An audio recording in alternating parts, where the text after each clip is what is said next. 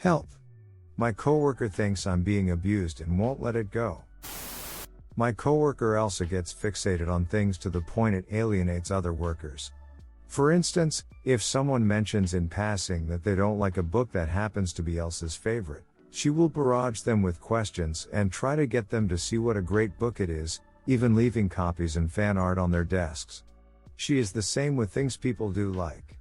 When another coworker casually mentioned he loved Star Wars, and that happened to be something that Elsa liked as well, she began to send him all kinds of Star Wars memes, fan fiction, and fan art and to try to turn every conversation to Star Wars. Elsa's behavior is annoying, but it was manageable with a walk away and outright ignoring her or telling her we're too busy to talk about non-work items. But now we have another issue. I had to have minor surgery on my eye chalazion removal. I have very fair skin and bruise easily, so I went to work with what looked like a black eye. Everyone asked about it and I explained what happened. Elsa, however, cornered me and said she knew I was being beaten by my partner at home and that I needed to stop covering it up. I told her to stop. This was surgery. She was welcome to look up that this sometimes happens and it does not affect my job and I don't want to hear about it anymore. I guess that just spurred her into advocate action, because then I started getting emails from her with domestic violence hotlines and information. I went to her desk and told her to stop. This was part of a surgery and she was out of line. A week later, she was still persisting. I was finding it's no shame asking for help notes on my desk, pamphlets about domestic violence left near my lunch, and her texting me at all hours to make sure I'm okay. I blocked her the second time that happened and now she's even more convinced I'm being hurt at home. I called our boss who works in a different time zone and had a video chat with her about all of this.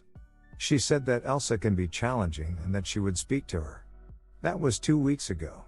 Elsa is now telling others in the office that I got her in trouble and that my partner male is beating me. She also told a number of coworkers that she has been watching my partner on social media. I have been clear about this to her. I have told her to stop. My boss said something to her but I guess it didn't stick. Do I call my boss again or do I go to HR? I need this to stop. Update. First off, thanks to you and your readers for the insights and assistance you gave me on the original letter. I had my meeting with my boss and HR the week you published my letter. I explained everything that was going on with Elsa and how she wouldn't leave me alone after making a terrible assumption about my personal life. The HR rep was very easy to talk to, and I appreciated and I felt listened to. HR and my boss told me that I have handled the situation as best as I possibly could and that they would be taking over from here on out. Then, the day after my meeting with my boss and HR, Elsa was out of the office, with no coverage or notes on our shared calendar, so we all assumed she was suspended. During that time, there was some kind of investigation that was done where my coworkers and I all had to give statements about the incident, and we were also questioned about earlier instances, the Star Wars stuff with John, etc. 2 weeks later, I came in to find her cube had been cleaned out over the weekend. I assumed she had been terminated. I did not wish that on her, especially in the pandemic. Unfortunately, my personal life has not become Elsa free. She's now stalking both myself and my partner. She parks in the lot of his work where she has no business being a few times a week. She sits at the local coffee shop near our home considerably out of her way every weekend, so we stopped going there. She drives by our house, which is on a dead-end street of a neighborhood. It's nowhere you would go to just cut through. I get strange calls from strange numbers, though this could be the usual robocalls. Maybe I'm reading too much into that. My partner received some hateful email at his work and snail mail at our home, all unsigned or from a throwaway email account, of course. And Elsa, who never in her life was ever part of a gym, suddenly joined our gym, which is over an hour from where she lives. We're trying to navigate that because we can't get out of our gym contract, and I just don't want to see her there. That was the proverbial straw. We are now working with an attorney to try and file a restraining order. Ida for selling my PS5 rather than sharing it with my stepbrothers. My 15M mum and dad met and briefly dated while they were both studying at uni. My mum gave birth to me after they had broken up and had to sue my dad for child support. I was raised by my mum and had virtually nothing to do with my dad throughout my childhood. My mom was an international student and her family cut ties with her due to the circumstances of my birth.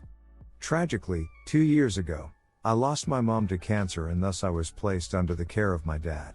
My dad has remarried and has 2 sons, 5 and 7, with his wife. It wasn't a bad arrangement at first, but we were all essentially strangers. I was given a bedroom to myself and we shared some meals, but other than kept to myself. About 10 months ago, I was lucky enough to score a casual job at an aged care facility as IT support. It was stupid easy money as it involves installing and maintaining a dozen or so common PCs used by the residents plus running basic computing workshops. I ended up accruing a whole lot of disposable income in a short time. Stupidly, instead of just keeping quiet about it, I decked out my room with a new TV, headphone and a PS5. Obviously, this setup was of great interest to my 2 stepbrothers. Initially, my rule was that they could play the PS5 anytime I wasn't using it, but I would get first dibs if I wanted to play or use my TV. I was also super accommodating by buying an extra controller which I didn't need and several kid-friendly games that they wanted to play. I eventually had to change the rule to only play when I was there because the 5years.0 destroyed one of my controllers through spilling juice on it. This is where the drama started. They whined to my parents, who then ordered me to place the PS5 in the living room. I refused, stating that I had purchased it with my own money. This led to their argument that I have too much money and should contribute rent, utilities and food money. I called their bluff and said sure, draw up a contract and I'll get a lawyer to review it to ensure it complies with the Family Law Act.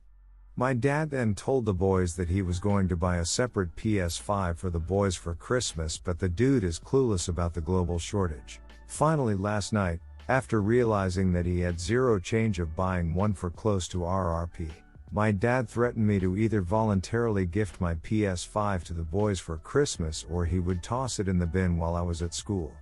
I was so pissed that I went on Facebook Marketplace and sold the PS5. The boys found out today and were devastated. I feel really bad because they shouldn't be punished for this shit show. My parents are in their room talking about me and I'm sitting here in my room. Ida? How could I have handled this better? Update 1 December 18th. Wow. This blew up overnight. Firstly, thanks to all the kind strangers out there giving me your positive encouragement and support.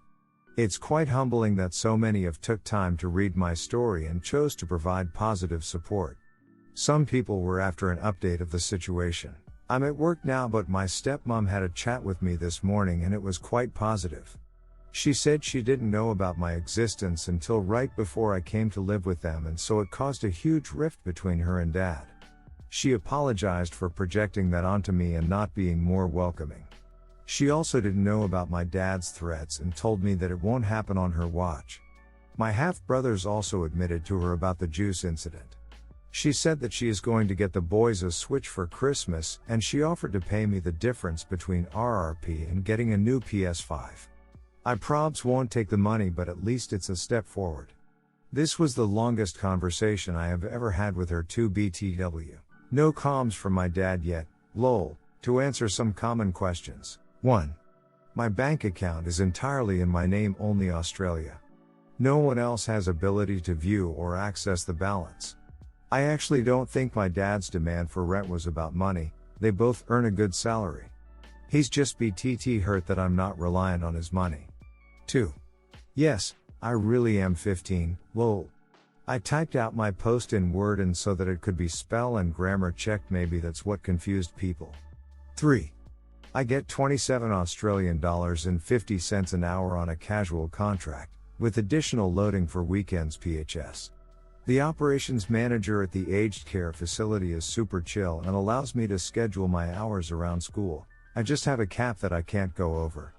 She lets me do my homework on the clock and I get free meals from cafeteria. If I help the residents on non-facility devices, they usually tip me in cash or sometimes cookies, lol.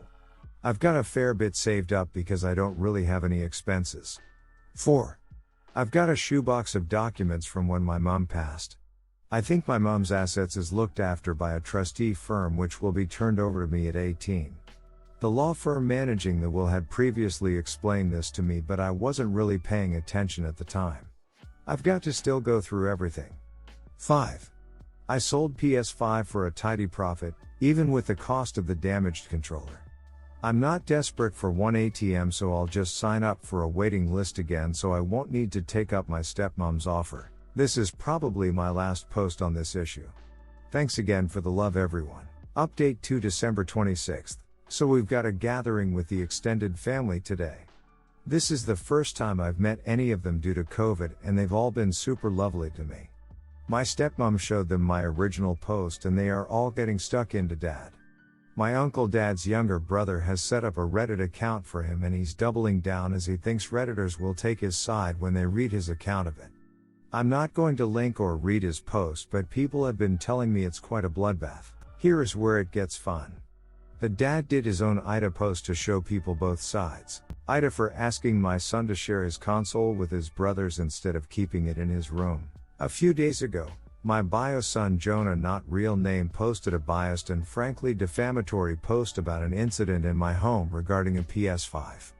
My wife was kind enough to share the post and comments with our entire extended family at our Christmas gathering, so apparently now I'm a huge shoal.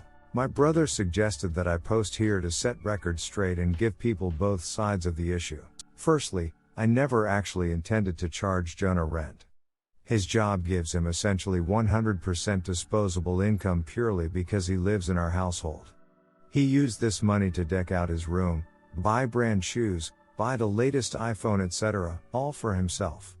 I couldn't care less about how he spends his money, but it does set a poor example for my other two boys. The last straw was when Jonah set a login password for the PS5. I basically told him that if he's not willing to share, then why should I give him a free ride? My son should be grateful. While we share DNA, I only dated his mom, May, not actual name, for all of 5 months back in uni. I was very clear with May that I didn't want kids, but apparently consent doesn't go both ways.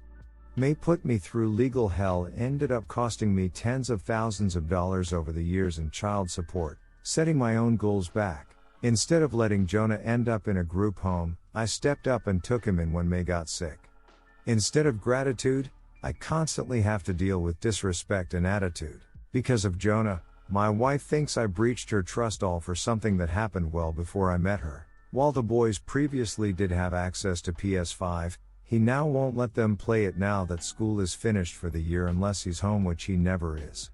I gave him the ultimate of either sharing the console or no one gets to play it. In response, he pulls the most passive-aggressive move ever and sold it, so now no one plays it. So listen, how am I the shoal here? I've taken in this kid into my home, a kid who BTW will receive a sizable inheritance in a few years thanks to May's estate. I've given him a home, a family, and fund his lifestyle, all at the cost of my own relationship. In return, I haven't asked for a cent, and he won't treat me with respect nor follow my rules, but somehow, I'm the giant of shoal who's in the study typing this out instead of enjoying Christmas with my extended family.